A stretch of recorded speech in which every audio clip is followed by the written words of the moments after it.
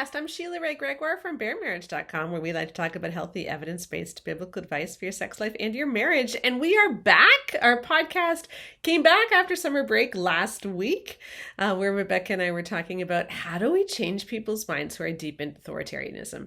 And that's what we're going to be talking about for the next few weeks. And this week, I have on a special guest, Professor Neil. And you know, one of the fun things about being on social media is that a lot of people, a lot of you listeners, send me reels that you think are interesting. And one of the people that I am most likely to get reels about or from is Professor Neil. So people are always sending me Professor Neil's reels because he does a great job showing how a lot of Christian pastors and Christian influencers are just saying really dumb, offensive things about women, about sex, about marriage, about relationships. And he breaks it down and deconstructs it so well.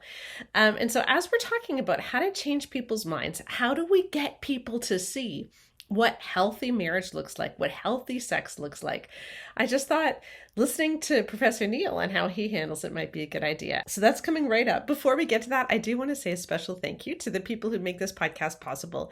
You know, I know that so many of you have read The Great Sex Rescue, have been listening to the Bear Marriage podcast, and your life has been changed. You've realized that Jesus does want freedom for you. Jesus does care about you. You do matter to God. And your marriage matters to God. And life is not supposed to be about just suffering. And God loves you as a woman. And many people have just said, you know, I have just found such freedom and I want other people to hear this message. I want to get it out there. And so I want to tell you how you can partner with us to do that. You can join our Patreon group. We have I don't know, about 600 people on our private Facebook group. It's super fun. We talk about all kinds of things. I often bounce things off of people before I share them on the podcast to see what everyone thinks. It's a great place. It's a safe place for us to go on the internet. And then we have people who maybe they're in the US, they want to get some tax deductible receipts and they have a bigger gift to give. And so you can do that through the Good Fruit Faith Initiative of the Bosco Foundation. And you can also just give on a monthly basis too. So if you want information on joining our Patreon or becoming a monthly donor, please see the links in the podcast notes, because together we can get this message out and we can start to change hearts and minds. And now, without further ado, I'm going to bring on Professor Neil. Okay, people, I am so excited about this next guest. I have with me Professor Neil. You may know him from Instagram, TikTok, all kinds of different places. Love you, Professor Neil. Welcome to the podcast. Thank you so much for having me. And you're a fellow, is it Ontarian? Like, what are we? Are we Ontarianians?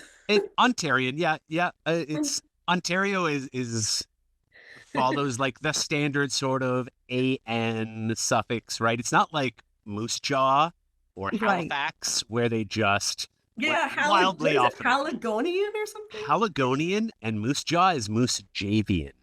Wow. Yeah. Wow, you learn some new Canadian facts. Little fun facts. Every day. But you live in Northern Ontario. I live in Southeastern Ontario, but we are still in the same province, and it is great to have you. You are, and what are you actually a professor of? English. English, that's yes, cool. English. But my grad research was in men and masculinity and the representation of men and masculinity in popular culture.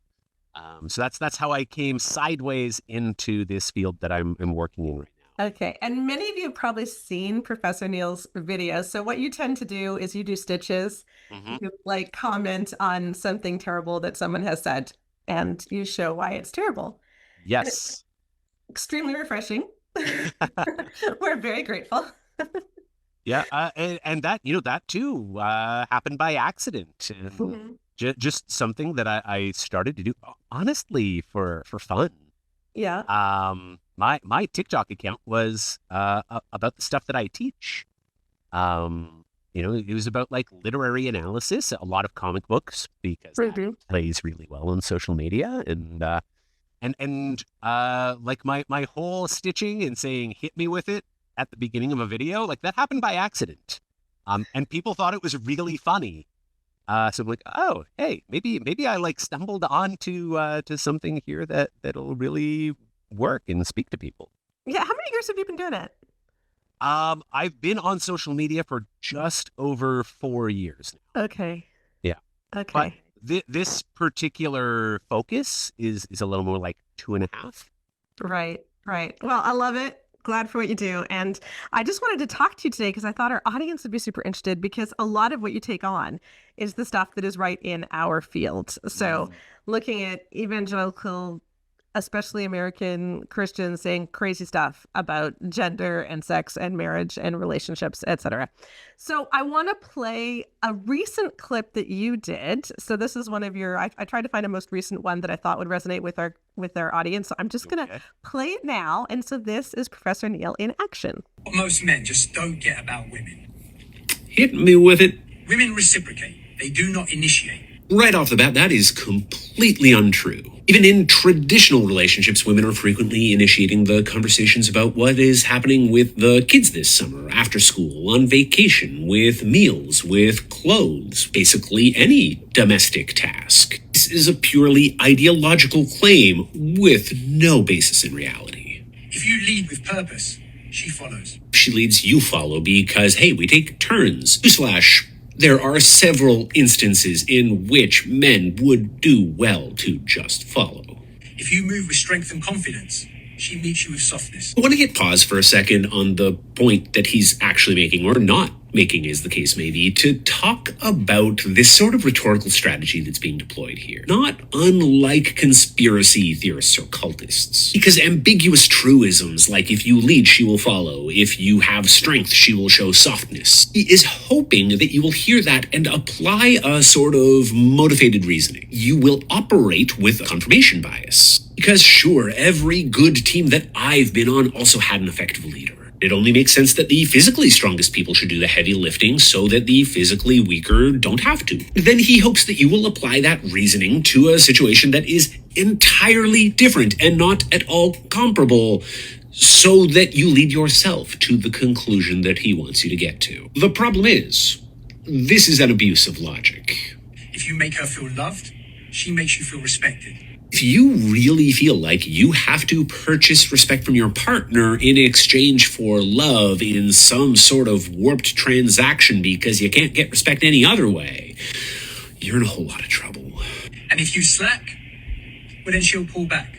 As far as all of the overgeneralized nonsense that he shared so far goes, this is as close as anything gets to sounding reasonable. But it also works in both directions, in any direction, in any relationship, which means it's just a banal observation and not nearly so profound as his melodramatic delivery would maybe make you think it is. That's just the way feminine energy works. It responds, it amplifies. It's not because feminine energy is not real. It's just a fancy way to say women's roles under patriarchy. So if you want more from her, you got to give more from you. Look at that, a second statement that actually made sense, which is universally applicable to everyone and painfully obvious. Because men initiate, women reciprocate. Doesn't matter how many times you repeat it, it will never be true. All right. You know what I really like about this is that you did something crazy, totally crazy, and that you used facts and stats. I mean, this is the benefit of having all of this experience in a classroom, writing research papers. I'm really just taking what I already do professionally and moving it to this is no like small feat, but moving it to like that 1 to 3 minute format where it's just punchy, boom, boom, boom. But it's. I'm probably making it sound like it's so simple and anyone can do it, but I'm coming from 20 years of experience when I make these, right? If you're looking for a tangible way to change the conversation, make sure that for the next wedding shower that you attend, you get a copy of The Good Girl's Guide to Great Sex and The Good Guy's Guide to Great Sex, because these are the books that will change the conversation for the next generation of married couples, introducing healthy, evidence-based, and biblical teachings from the get-go, instead of having to wade through that toxic garbage for years before you finally find the great sex rescue. So, for the engaged couples in your life, why not get them the guides? Yeah. And one of the things I've really appreciated too is that you use so much peer-reviewed research. Like, you know, you'll have on the background, for those of you who were only listening. So if you're watching on YouTube, you saw the actual video, but if you're only listening, like in the background, Professor Neil will be talking and it'll have different journal articles, and you'll be pointing to, some of the, this is what this journal article says, and et cetera, et cetera. Which, yeah, I really appreciate that, because it's like, let's just deal with some actual facts here. And not that I want to assign homework to anyone when they're watching my videos, but of course I strongly encourage people to go seek these articles out, and if this is interesting, or even if it's upsetting, and you want to go and debunk it yourself, like, well, okay, here you go. This is the title. This is the author. Go find it and have at it. Right. And would you get like have you been noticed on the street? Where are you? Are you in Sudbury? Is that Yes. Yes. So do people recognize you? In Sudbury, not so often, but I cannot walk down a sidewalk in like a major North American city without people saying hi, or just, the strangest was I was in Las Vegas walking down the sidewalk, and a woman with her family just held her hand up and was like, so I high-fived her, and she said, "Thank you," and just kept on going. I love it. It's nice. And what about your students? Oh, my students, they're actually very funny about it. I will always know that a student is familiar with my work because they will find a way to hit me with it into a conversation. I was going to say, does that what? Yeah, hit me with it. Yeah. Yeah. So I'll ask a rhetorical question, and this happened recently, and somebody in the room just went, "Hit me with it." Okay. Yeah. Hey, actually, that contextually that worked really. That was clever. Yeah. Or even more recent than that, somebody just walked into the room and shouted it. And then the only danger there is that it can really cause our conversations to go sideways, because they now want to know all about social media. Right. Yeah. Tell me how I can get famous. Yeah. Yeah. And it's unfortunately, I don't know if you or anybody who's listening has seen that pyramid of Spotify artists. They say, you have the big chunk down here who the base of the pyramid will never make $1. Right. And you have the tippy top, the 1%, who, like, if they're lucky, they'll make $100 a month. Yeah. And, unfortunately, social media works a whole lot like that. Yeah. Yeah, it absolutely does. And if you're Canadian, it's even harder, because some of the platforms don't pay if you're Canadian. Yeah. Oh yeah. I'm sorry, I'm like going off in all sorts of directions. Yeah. But I actually recently joined a group of social media content creators that is trying to form our own little lobby group to talk to government, to talk to platforms, and also try and raise money to build a sustainable Canadian community of content creators. Because TikTok isn't paying to listen. Yeah. Instagram isn't either. Facebook and YouTube do, but it's a lot of work to build anything sustainable. Yeah, absolutely. Okay. What I would love to do now is play some of the clips that my audience deals with on a constant basis, and I'll let you react to those. So I'll start with this one. A ton of people have sent me this. It's a clip from a sermon by a megachurch pastor named Josh McPherson. You may recognize him, people with his trademark beard. He often does interviews along with Josh Howerton, so it's the two Joshes. We'll hear from Josh Howerton in a minute. He's the famous one that did that wedding night terrible joke stand where he tells you to stand thing. People will know that. I did a huge podcast on that when that went viral.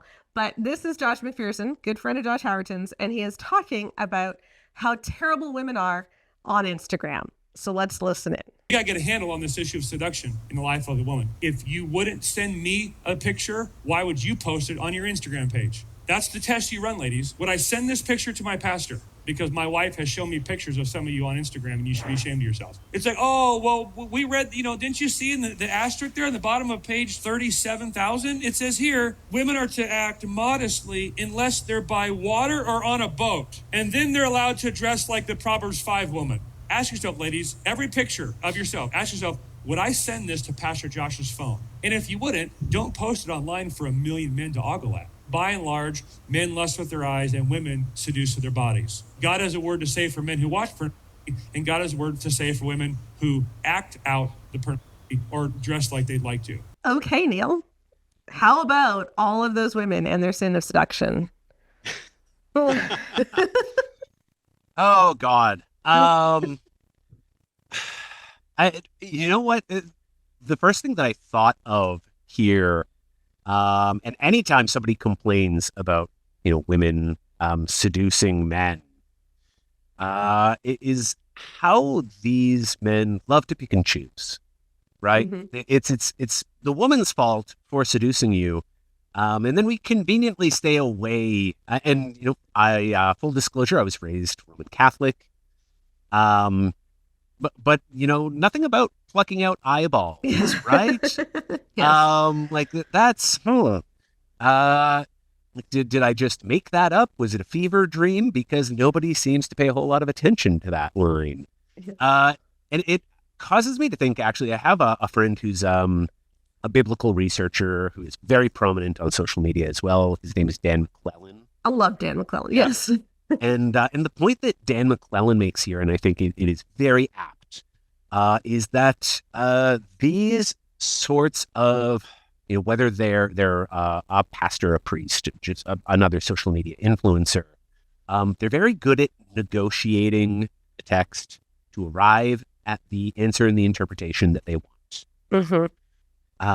And I appreciate Dan here because he's always reminding us that these books are rarely speaking as clearly and uniformly and univocally as men like Josh McPherson claim that they are.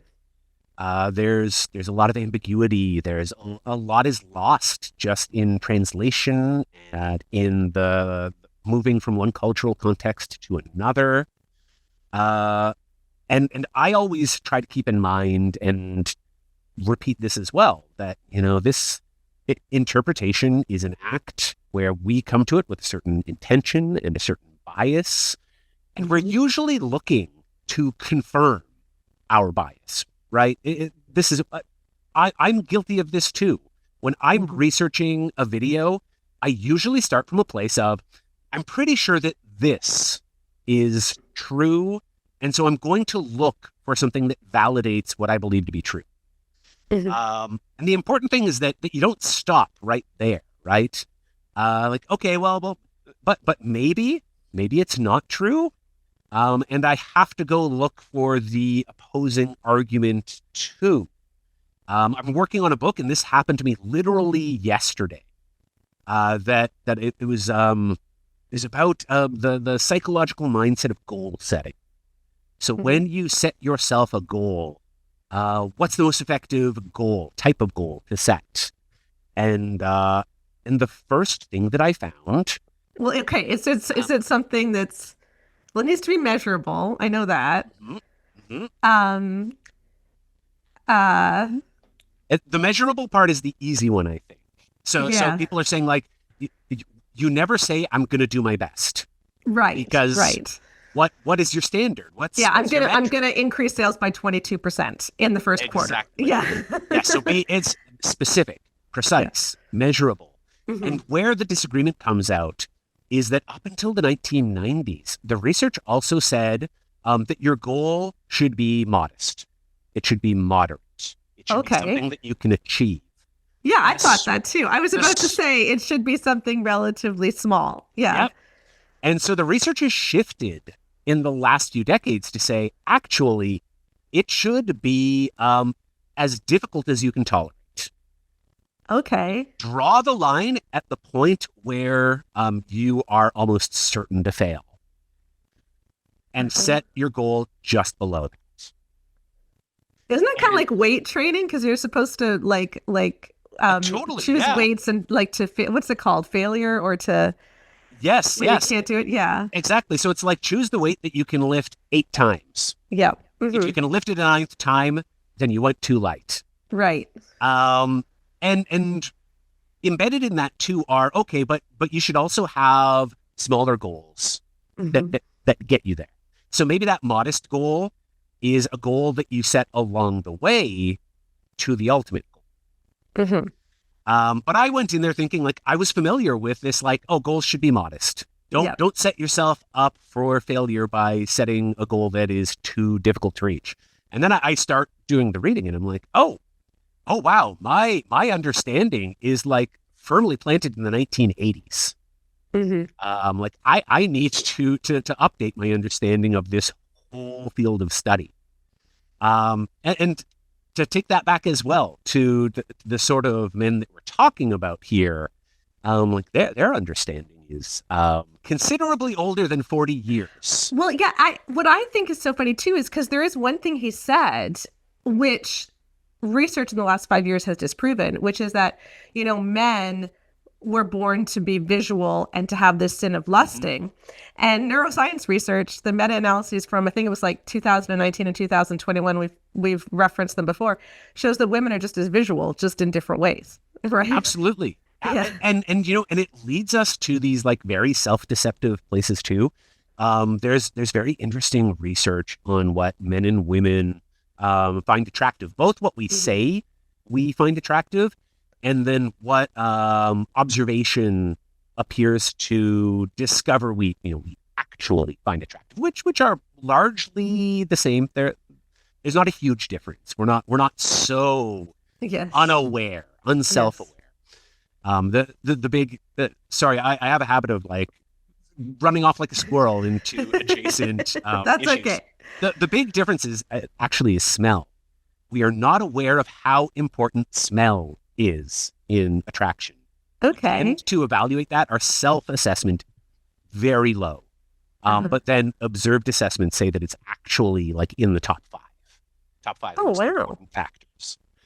But otherwise, we're pretty good at self-evaluating. An exception, though, is that men believe that physical attraction is more important in their self-assessment than is borne out by observation. And women believe the opposite, that it's not very important in their self-assessment, but then observation says almost identical importance. So we hear these lines, we hear these narratives, and we convince ourselves that it's true. And then you see, men in actual relationships where, to an outside observer, and even if you were to ask them, what is it about your partner? Physical beauty, it's going to be there, but it's not at the top of the list. And with women, the same, but in reverse, that in fact, it turned out to be more important than they would have thought if you had just asked them in the abstract. Right. That's so interesting. The other thing I think about this video is, as a woman sitting in that congregation, I am never going to tell his wife anything. Like, why is his wife bringing Instagram pictures to her husband of the women in the like? That is weird, isn't it? That detail was wild. There are so many of these men when they start telling stories, and you wonder, like, is there no such thing as like a privileged communication? Yeah, yeah. So you got your wife like scrolling around the parishioners' social media so that she can tell on them. Like, that's just weird. Yeah, she's policing them. Yeah. Yeah. Not the sort of community that I would be eager to join. No, exactly. Okay, here's another gendered one. This clip is from the end of a marriage conference. So Josh and his wife, Jana Howerton, so this is a different Josh. This is the one without the beard. They had just done this marriage conference, and they had a question about what to do when a husband in a marriage was being very, inappropriate, was hurting the wife. You could interpret the question as being downright abusive, but it wasn't clear in the question they were answering. And so here was Josh's answer. Encouragement in the mouth of a woman is strong in the heart of a man. I hear this a lot, like, man, you'll hear me talk about wives respecting and following the leadership of their husbands. People say, yeah, but I'll respect him when he's respectable. Listen, you cannot disrespect a man into respectability. Give him a crown and then he becomes a king. So our job is to speak into him what God sees in him, and then he becomes that. I think that's perfect advice, Neil, don't you think? I mean, if he's being an idiot, just treat him like he's wonderful. Yeah, that'll solve everything, right? Won't it? This is another one of those instances where I find the rhetoric that they employ really ironic. Because who is really the leader in that situation? Yeah. Is it the person wearing the crown or the person who has the ability to place the crown on anyone's head? Yeah. Who can deny you the crown, in fact? Like, it sounds there like the wife is the one who is totally in control. And they don't get that. They don't see any irony there. Really, you would think that if men are the natural leaders of the household, why do they need someone to tell them that they are the leader? Just choose them. Why can't he pull himself together all on his own? Yeah. It's this odd, contradictory space that they seem to expect women to occupy, where they're constantly either being mother to their spouse, or they're expected to obey them like a child. And that is such an awkward and strange position. Yeah. And at the same time, you're looking after him doing all the mental load and housework. So he's your dependent too. So it's all just, it's all a big fat mess. The other thing that I find so interesting, and I find that evangelical preachers do this a lot, is they juxtapose or they make this false dichotomy of either you are respecting him and giving him this crown, or you are disrespecting him. So, you can't disrespect a man into respectability, but like, there's a whole lot of stuff between those two extremes. And they just never say that that's possible. Yeah, like there's no room here for what we would call an equal relationship, right? There's no shared responsibility, shared leadership. When people start talking in terms of leading, I think that's not necessarily a harmful way to be talking about relationships. But how about we talk about how we alternate taking the lead? This is something that happens in my own relationship, where we are constantly checking in, and where in some ways my wife and I do sometimes occupy those sort of traditional gender roles. She's currently a stay-at-home mom to our 1-year-old. She's also a working actor, so she happens to have a job that is very flexible most of the time. So our lifestyle just happens to work out that she has this role that to outside appearances looks like it's very traditional. And that's not necessarily bad. So she's taking the lead on a day-to-day basis with parenting, because I'm working, she's at home. Nothing wrong with that. It's when we start to figure a relationship as having a single leader, which you and I both know isn't true, because he probably doesn't know how to work the dishwasher or do the laundry. So it's happening in his own home, but that just doesn't fit into the narrative that they build and the story that they tell. Yeah. It's just, it really is crazy. And it's like in all of these narratives, you can see this common theme of you can't expect a man to do the right thing unless the woman first does it, right? So if she's got a picture up on Instagram, obviously he's going to lust, right? If she isn't respectful, then obviously he's going to treat her badly. And this also gets back to a point that I like to make at least once a week, which is that whether it is a lot of these social media pastors, or, it's someone like an Andrew Tate, that no one hates men the way that they do. No one thinks less of men than they do. Because what you take away from this is, men are unthinking monsters who cannot control their most basic urges to be the worst person imaginable, unless they have a woman who is capable of taming and controlling. Wow, like, do you hear yourself talking?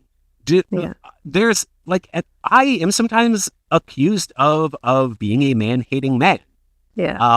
For thinking that if we are all capable of self-control and self-regulation and being good to other people, like that's the man-hating part. Like, guys, look in the mirror. Yep. I know, it's like I believe that men can be honorable. I believe that men can be good guys. And somehow that makes me a man hater, because I'm saying, hey, you know what? Not all men lust. Hey, you know what? Not all men look at a woman and immediately undress her. Some people actually respect women's opinions. Like, how can you say that? You're a man hater. Yeah. And I don't know why more men aren't offended. I really don't. I don't know why more men don't walk out of sermons when pastors are saying stuff like this. And the short answer there is that they're getting something from it, right? That they're reaping some sort of bonus or benefit, and a lot of the time it can be very comfortable to sit in that space of like, treat me like a child in these circumstances, but treat me like your father in these circumstances, and it just so happens that these situations alternate to my benefit all the time. Yeah, and no matter which situation it is, always give me sex on demand. So. Totally, yeah. If you don't care a whole lot about the health and happiness of the people that you're interacting with, then that sounds like a great scenario to be. Yeah, exactly. Okay, so you mentioned about these social media pastors, and there are quite a few of them. There's the two Joshes, there's Mark Driscoll, there's all kinds who do crazy stuff online. What is your impression, like, as an outsider? Like, what do you think when you see these? Wow. I mean, so many thoughts. That a lot of the time, and this is actually very funny, I have responded. I have stitched. I have critiqued. At this point, a couple hundred different men on social media. And what's actually very striking about it is that if I don't know who they are before I see the video, in most cases, unless they have a giant cross in the background, which some of them do, I think Mark Driscoll often has religious iconography behind him, I wouldn't know. I would not be able to tell the pastor from the misogynist dating coach who is very honest and open about the fact that he thinks that women are objects, and that they are there to be used instrumentally, and when you find a better one, get rid of this one and replace her, or collect as many as possible like they're Pokemon. Right. Until I click on their bio or I see something where they're reciting a Bible verse, I wouldn't know one from the other, which is kind of horrifying. It is. Okay, so here is the $64,000 question. And this is what keeps me up at night.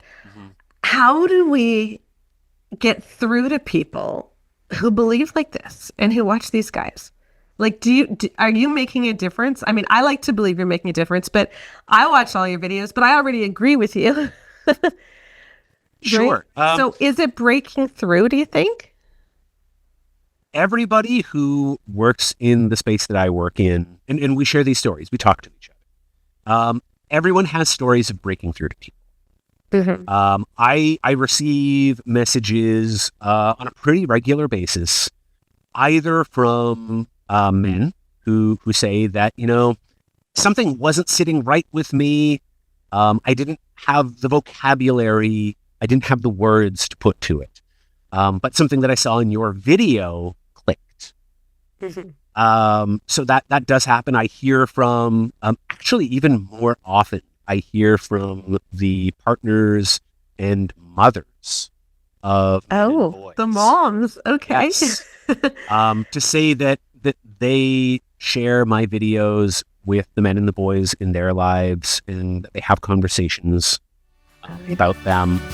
Hey, you. Yes. You who's been listening to the podcast for a year or two already, who has not yet gotten the Great Sex Rescue or She Deserves Better, what are you waiting for? You know that they're good. You've been listening to us for weeks. It's time for you to understand what the fuss is all about. We hear from people all the time who say, listen, I've been listening to your podcast for 2 years and I finally read She Deserves Better and I had that breakthrough because it's put together in a completely different way than these podcasts are. So hey, stop putting it off. Buy our book. You know you like us already. So why don't you just head on over there and grab it? Now, I also get messages from angry men. So I'm certainly not reaching everyone. But my hope is that there are enough of us operating in this space and that we take a variety of different approaches. I have friends, colleagues who are more combative than I am. Have really taken an approach of shaming and ridiculing men who hold these beliefs. And then on the other hand, men who approach it much more like they are a counselor, and trying to invite people in, and that works for some people as well. So my hope here is that there is a large enough variety of voices and approaches that someone will be able to speak a language that will break through. Yeah, because I think I tend to be more on your side, and that I really like sharing, the peer-reviewed research and say, okay, this person is claiming this is true, but it's actually the opposite, right? Like women are just as visual, or whatever. Like marriages, and this is what we've found. Marriages that where he makes the final decision actually do worse than marriages where you have a full partnership, et cetera, et cetera, et cetera. That's a hard sell, though, because people are so against research. Like, oh, you can't trust research, you can't trust data, science is all biased, et cetera, et cetera. There's this story. It's become a meme that gets shared on social media now. And it's an apocryphal story. Somebody could have very well invented it. But it was somebody who's saying they ran into somebody at a dinner party who said that they believe anyone's mind can be changed. You just got to show them the truth. And the person telling the story said, well, actually, research shows that our confirmation bias is so strong that even when we are met with the truth, it's far more likely that we will double down on what we believe to be true in the first place. And the person who had been arguing you could change anyone's mind says, well, I don't think that's true. Yeah. And I think about that when I'm making these videos, right? That knowing that certainly any one video that I make is unlikely to change somebody's mind all on its own. But it's not universally true that people are allergic to data. And I just have to find an opening. Maybe this video will crack the door open just a bit, but that's all you need if you're willing to watch another or entertain a prolonged discussion about this topic. I don't expect that a 2-minute video posted to Instagram is going to rewire somebody's brain. But we also know that the algorithms might pick up on the fact that, oh, hey, you watched that entire video and then you left a comment. Well, maybe you'll want to see another one. Right. And another one.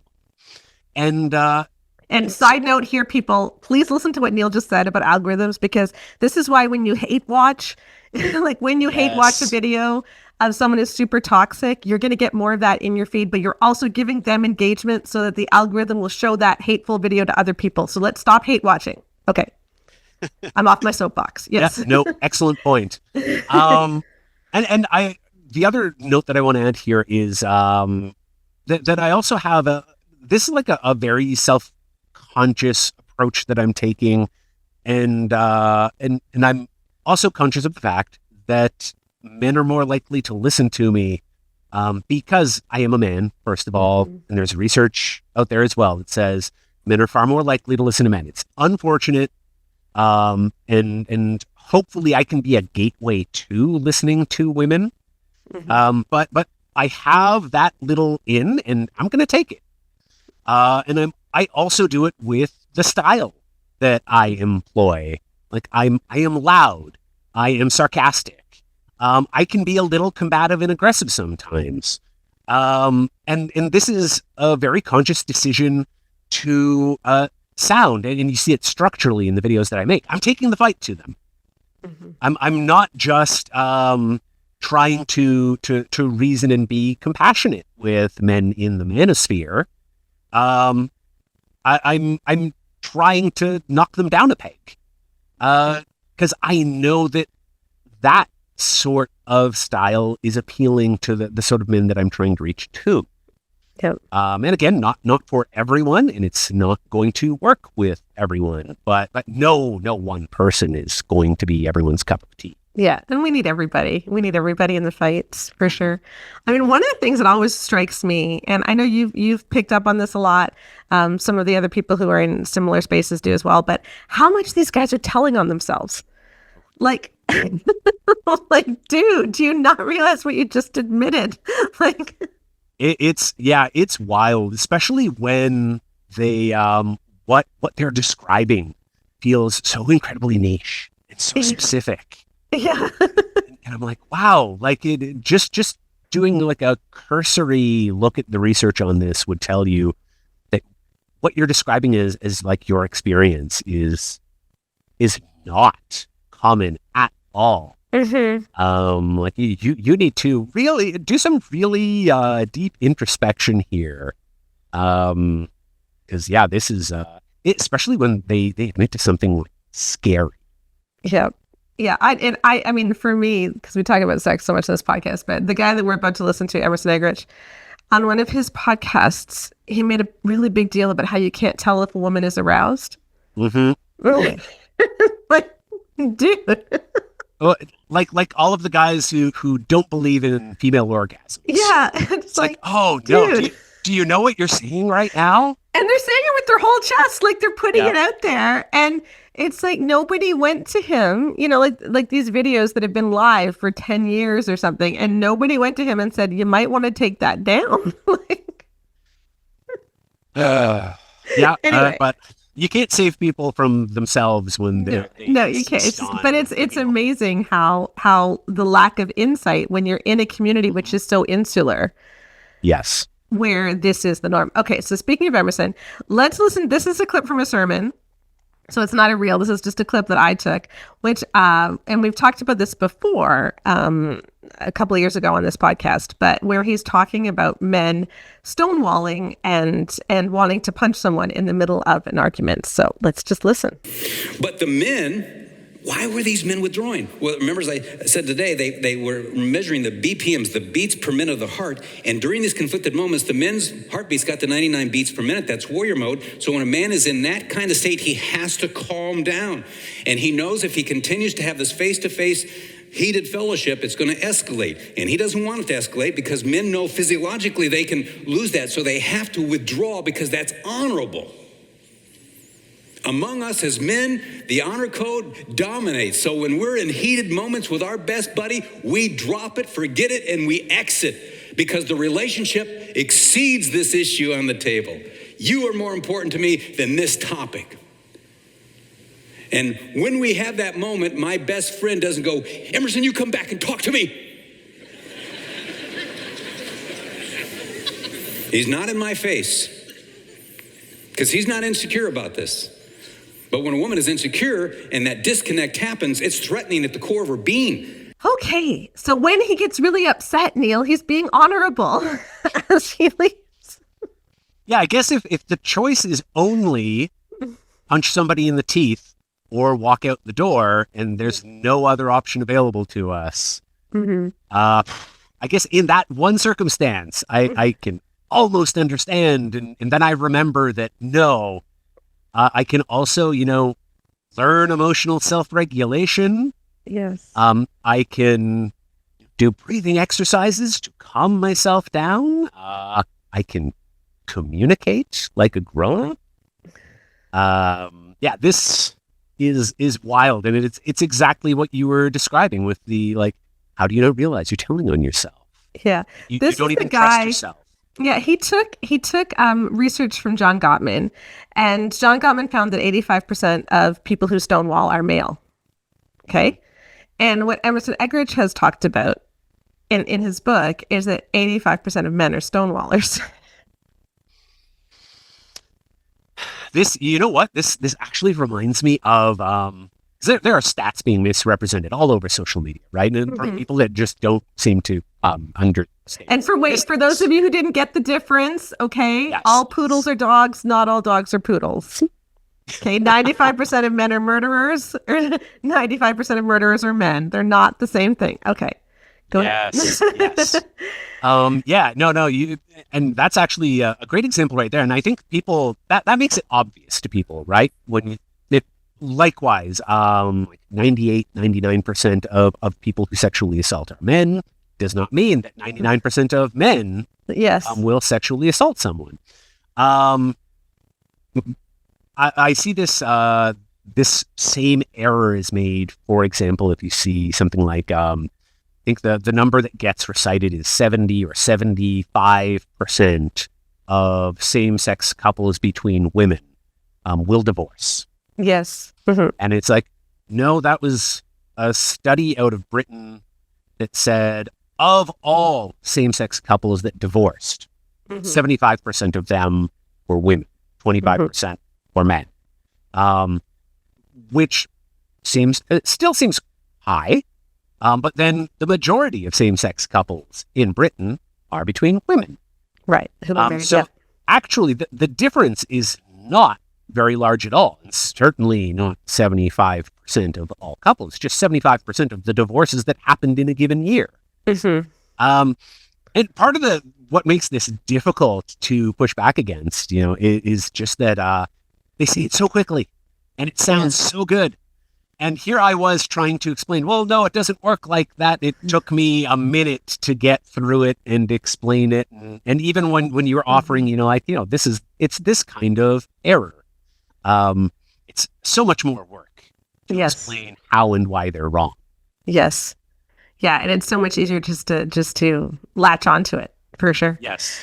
So when you're here, let's do one more, because we're on a roll here. So we'll revisit Josh McPherson talking about the basic woman's curse. Okay, because this is what we hear all the time.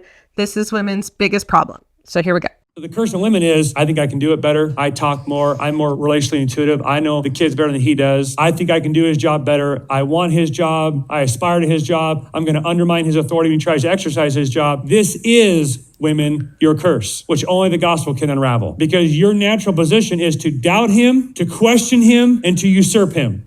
All right. I mean, it's, to me, talking to you, this is embarrassing that this is what is taught in evangelical churches. This is just embarrassing.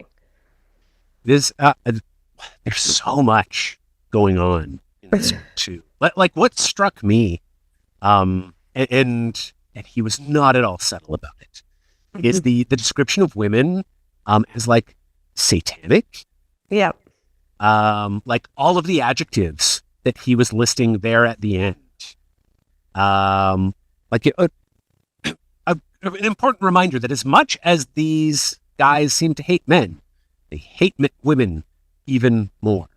Yeah. Women are just pure evil. I like to hear him talk about women. I can't believe that he could ever be capable of liking, much less loving one. Why would you ever want to get married if that's how women are? It's wild. Yeah, and it's this framing too of like every time she disagrees with him, she's trying to usurp his authority. And it's like, what if she disagrees with him because she's right? Totally. And that's missing from the whole conversation is the fact that she might actually know more than him. And there's no potential that like she just wants him to step up and be better and be his best self. Yeah. It's like, no, she could only be questioning if she plans to overthrow him. So there's no ability for us to help one another or support one another. It's all a ruse, I guess. Yeah. And like also sort of embedded in there is the assumption that he's totally right. She shouldn't question him because I can only imagine he's never wrong. Yeah. And they would say it's like a worse sin to call out your husband for being wrong than it is for him to be wrong. And like if he's wrong and he leads the family down a bad path, well, at least they're following God's natural order, and so God will bless them for at least following God's natural order. But it's like so that is better than her speaking up and saying, "Hey, this would actually be a better thing to do." Yeah.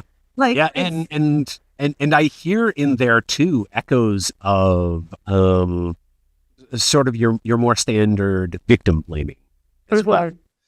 Because if she doesn't question, if she doesn't push back when he is very obviously doing the wrong thing, then after the fact, we're almost certain to hear like, well, why didn't you speak up? Why didn't you say something? Yeah. If you knew that it was wrong, why didn't you stop it? So there is no way to win here. No, there's no way for a woman to do it right. Absolutely no way. So as you listen to like, Josh McPherson say this stuff, Emerson Eggers, this really does sound a lot like Andrew Tate, right? Like this sounds a lot like all these incels. Yep. And how concerning is that to you, that this stuff is growing in popularity? Oh, very. When my older daughter had her 8th grade graduation a couple of years back, they gave all of the students an opportunity to put an inspirational quote on the projector that was playing during the beginning of the ceremony. And half a dozen kids chose Andrew Tate quotes. Oh my gosh. We're talking about 13, 14-year-olds. Yeah. He is everywhere. This overtly misogynistic language of the manosphere is everywhere. It's in evangelical sermons. Mm-hmm. And as much as I would like to believe that, and I know that we're making a difference, we're pushing back, but there's so many more of them than there are people doing the sort of work that I'm doing. And I'm glad to see that the number of men talking about healthy masculinity and positive masculinity and who are vocally anti-misogynist is increasing. But I don't know that our numbers are increasing at the same rate that their numbers are increasing. So it really does feel sometimes like we're I don't know if you've seen the video that was posted recently. There was a flood in Venice and somebody, to be funny, was bailing out the sidewalk. Well, the canal was higher than the sidewalk. Just dumping buckets of water back onto the sidewalk. And it does feel that way sometimes. When I'm feeling a little more pessimistic about things. But we have to keep on pushing back and talking, because there's no other option. With Gen Z and Gen Alpha, it seems like there's such a big divide, because on one hand, my impression of Gen Z, and are you teaching Gen Alpha right now? Like, is that where we're at? Or are they not at university no, yet? No, because they would, right now, they would, I know because the cutoff is just below my older daughter. Older daughter? Okay, so you've still got Gen Z. So they're Gen Alpha is just entering high school now. Okay, so you've got Gen Z. So I feel like so many of young men, and I know a lot in my own life, who are so much healthier than my Gen X counterparts were at that age. You know, like they know how to talk about their feelings. They're very respectful of women. They're totally like, they don't freak out if someone's breastfeeding in public. They, you know, like they're super, super great. Mm-hmm. But then there's this divide where if they're not great, they are so far down the road. Yeah. And I think that this owes a lot to the way that, especially online, we live in our own little subcultural bubbles, right? Yeah. And even like I would describe myself as terminally online. And I also have, you know, for better and worse, people are always sharing videos with me. I don't have to encounter this stuff organically. People send it to me. I know, I'm the same way. Whenever I critique something or do fix, because someone sent it to me. Like, I don't go around watching this stuff. Yeah. And so I feel like that's less true of me than it is of most people, because I'm not just following my algorithm. People are bringing me things from outside all of the time. I still needed to sit down with a YouTube explainer the first time I heard the word skibbity. And it was like, what? And at that point, it had been around for months. I don't know what it is. What is it? It's skibbity toilet. Okay. I could not possibly do it justice. I could describe it to you, and I wouldn't blame you if you were like, you're just making this up on the spot, and you're doing a bad job. Because it has to do with a YouTube war between heads that pop out of toilets and sing a Bulgarian folk song to techno music in their war against the camera heads. Okay. This was not a phenomenon I was familiar with. Yep. But, you know, like 10-year-olds love it. And yeah, you can like go find the Skibbity Toilet Explainer. There's a guy on YouTube who has like a multi-part series where he really gets into it. It's so strange. But, you know, there are those of us who exist in a world where Skibbity Toilet never reaches us, despite it being the biggest thing among tweens. And those tweens for whom like I'm just another middle-aged dad. Like, who are you? We exist in these worlds, we socialize, we make friends, we build community. But they may be entirely distinct from the experience of like anyone in our daily, in real life. Which is not an experience that you or I would have had, right? Like even if we had different social circles in the towns where we grew up or the schools that we attended, we were at least aware that they existed. We had some sense of the hierarchy that they fit into and the rules, the social expectations, and now so little of that appears to be the case, especially when we're operating. Yeah, and there's such a big overlap between the incel and the church that it's getting really scary out there. So it's I describe it as like the tendrils of the manosphere now reach out into so many different spaces. It's why, a 15-year-old looking for fitness advice, and there have been multiple studies of apps now that show that all you have to do is click mail when you create an Instagram account or a TikTok account. And within half an hour, you will be exposed to the manosphere. Doesn't matter why you're there. Doesn't matter what your interest is. The algorithms know that by virtue of being a young man, this is probably going to appeal to you. And part of that is just part of the design of the algorithm. But it's also intentional, because then these man coaches who recognize that, okay, if the algorithm is going to feed me the 15-year-old who just wants to figure out how to build muscle, then maybe I can cut down that half hour if I start offering fitness coaching too. Right. If I have an ebook about how to build muscles and get jacked. And it does not surprise me that they would also see opportunity then in religion. Yeah. To say like, oh, here's another place where they're looking for identity and community and belonging. Hey, I've already cornered the market on that in my way. Those are transferable skills. I'll start marketing myself to them too. Yeah. So scary. Well, we really appreciate what you're doing to push back, and you're funny. That helps. Thank you. And using facts, it's all great. So I'm going to share Professor Neil's accounts in the podcast notes. So go check him out, subscribe, watch his stuff, share his stuff, and don't hate watch. Remember, people, do not hate watch. Do not drive the algorithm in the wrong direction. Don't feed the monster. Don't feed the monster. Do you have hope for the students in your class? Like, are you noticing hopeful signs at all? I do. Yeah. The most important thing and sort of the starting point for all of this, I think, is curiosity. Mm-hmm. If there is a willingness, some open-mindedness, like I was saying before, if you can crack the door open just a little bit, then there will be a willingness to communicate, and maybe the potential to build community.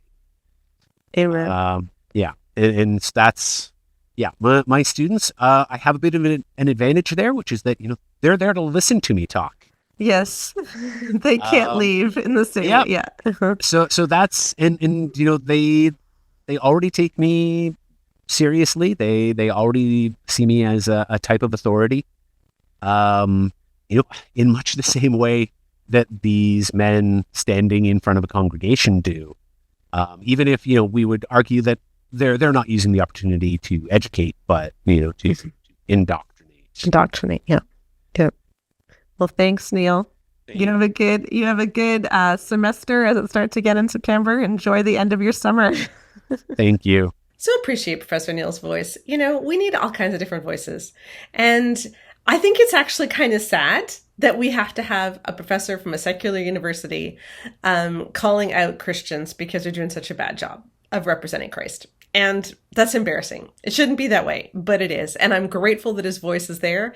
And I'm also hoping that maybe our voice gets loud enough that pastors stop saying such stupid things. So that's the prayer going forward, is that the evangelical church will just get healthier. And so thank you for listening. Thank you for spreading the word. Another way you can help is to subscribe to the Bare Marriage Podcast wherever you're listening or watching. Subscribe on YouTube, subscribe on your favorite podcast app. And remember to leave a review if you've read any of our books. Great Sex Rescue, Marriage You Want, She Deserves Better, The Good Girl's Guide to Great Sex, Good Guy's Guide to Great Sex. Remember to leave reviews. Rate them 5 stars. Tell people how great they are, because the more you leave reviews, the more people see them and buy the books too. So that's another way that you can get the message out there and we can change people's minds. So thank you for joining us, and we will see you again next week on the Bare Marriage Podcast. Bye-bye.